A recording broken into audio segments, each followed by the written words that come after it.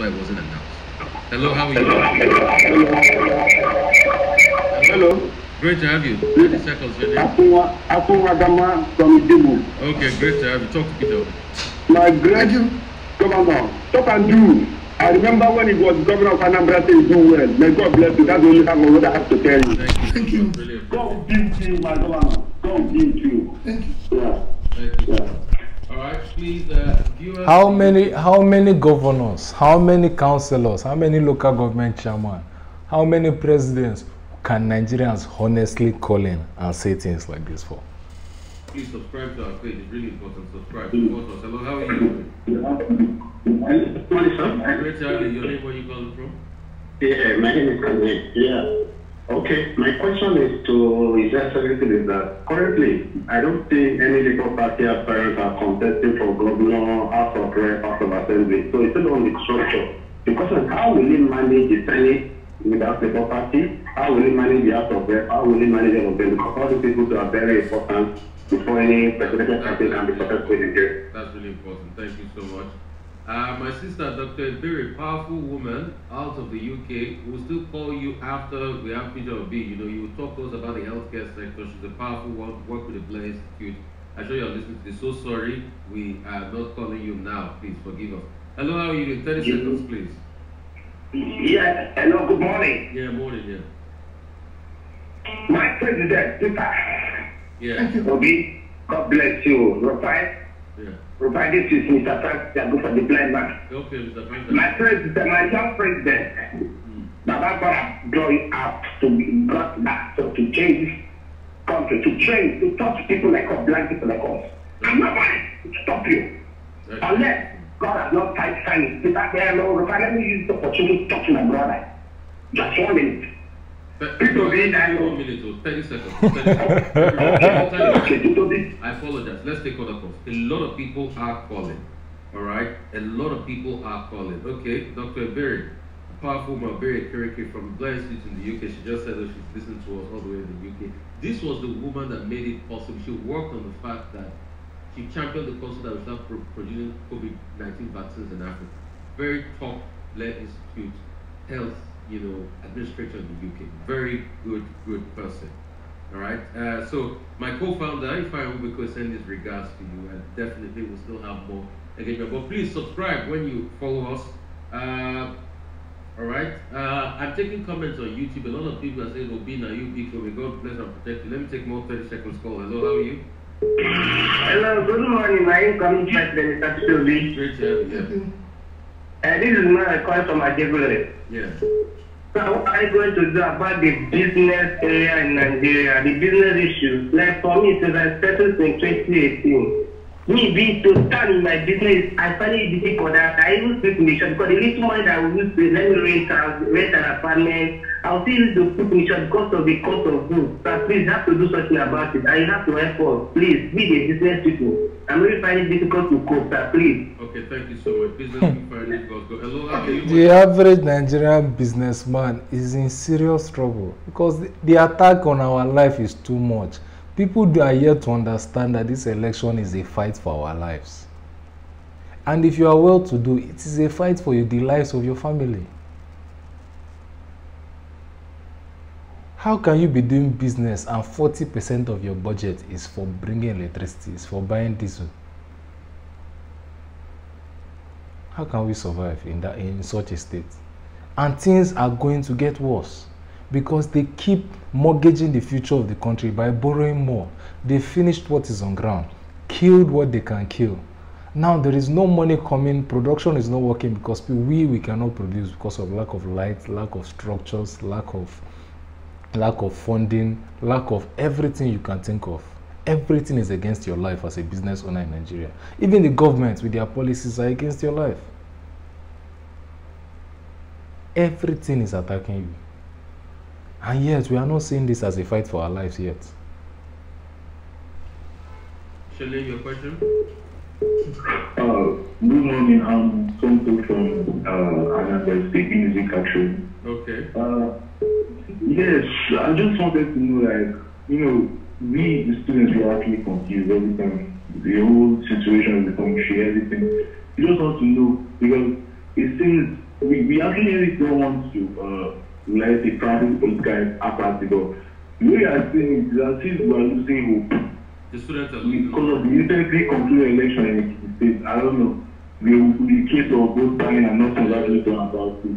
very sad. So I don't know, what does Mr. Reality, like how will we solve this issue? How? Because it's as if our vote don't count. Okay. I don't know. Youth are disgruntled. Okay, this is about 5 questions. Yeah, so you should answer that. Somebody said, how do I deal with less privilege? Yes.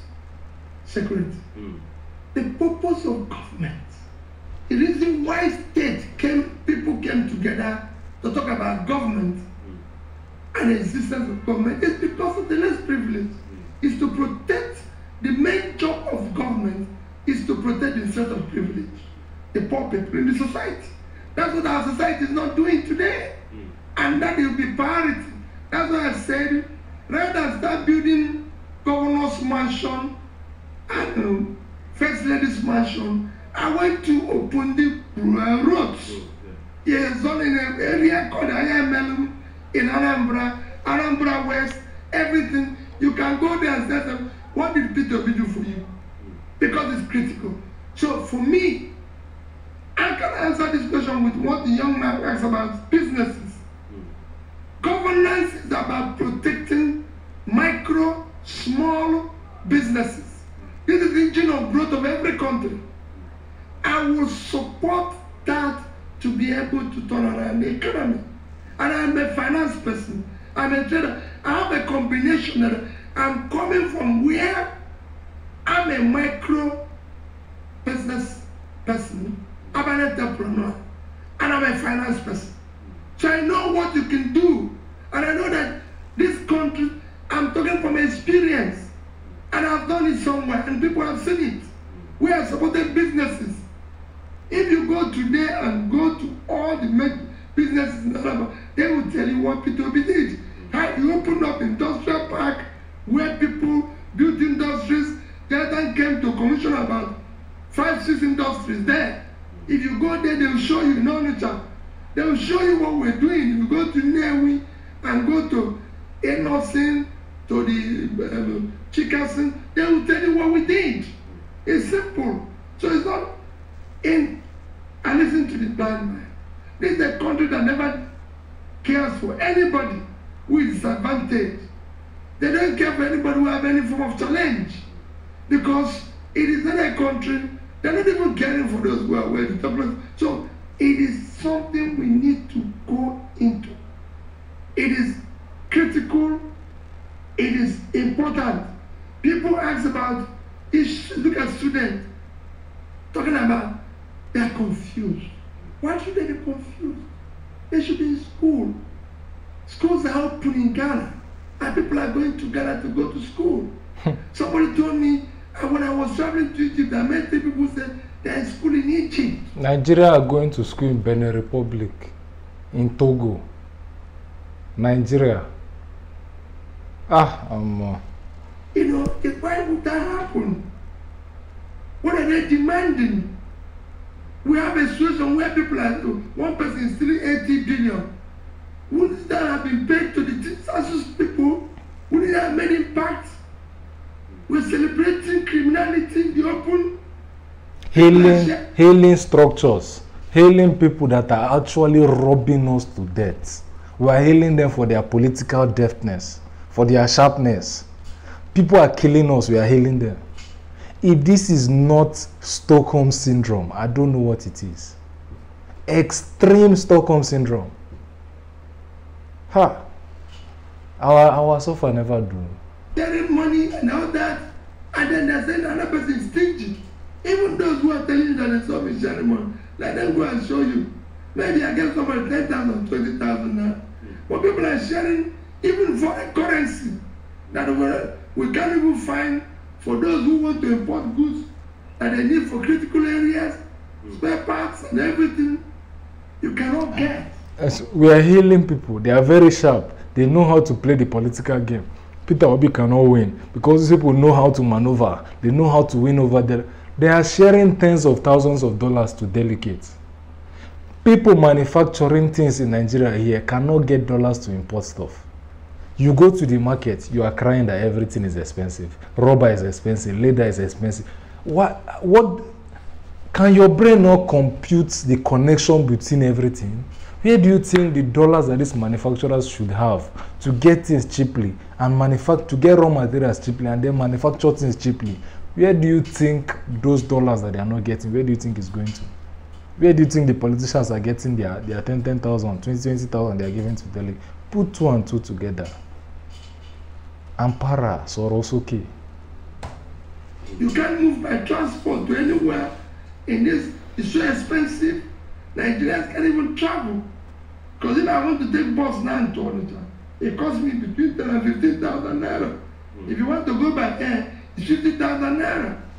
When you have a minimum wage of 30,000. So if you earn 30,000 naira and you want to travel to go and see your parents, you probably need to and fro, you need to borrow money to even just enter the motor.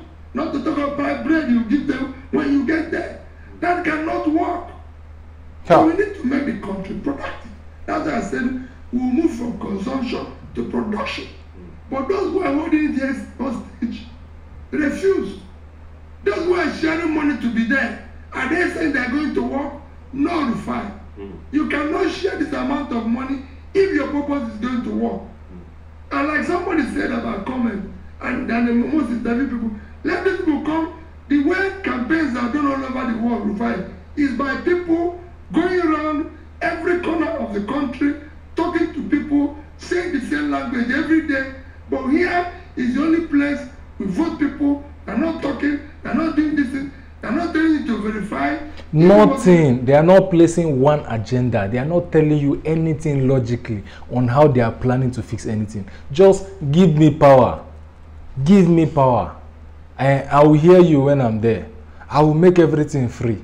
Give me power. They are not telling you practical ways on how they can even make anything happen. Give me power. They just tell you anything. Because they don't even care. They know we ourselves are not even thinking for ourselves. We are not angry enough. They know these people are not angry enough to even do anything. So there's no point even stressing ourselves to formulate plans to even give them. Zero plans. Watch the APC delegate whatever. APC primaries, where delegates, the aspirants were going up to talk. Inside 10 people, I could not hear anything logical that makes sense on the core problems that we have. The vice president of the country standing there and was telling us we are sending people to the moon. We don't have lights. He is not talking on how we can improve production of electricity to even start with the basic things that we need. As Lokoja to Abuja is one of the major roads that connects this country together. Drive that road and weep for your country. They are basically bombs that will scrape the under of your car while you are driving on the road. Ha! The governor who served before, he didn't tell you the amount of money was owing when he left. Okay. Let me take 1 or 2 calls more, and I have to let you go now because we both agreed 10.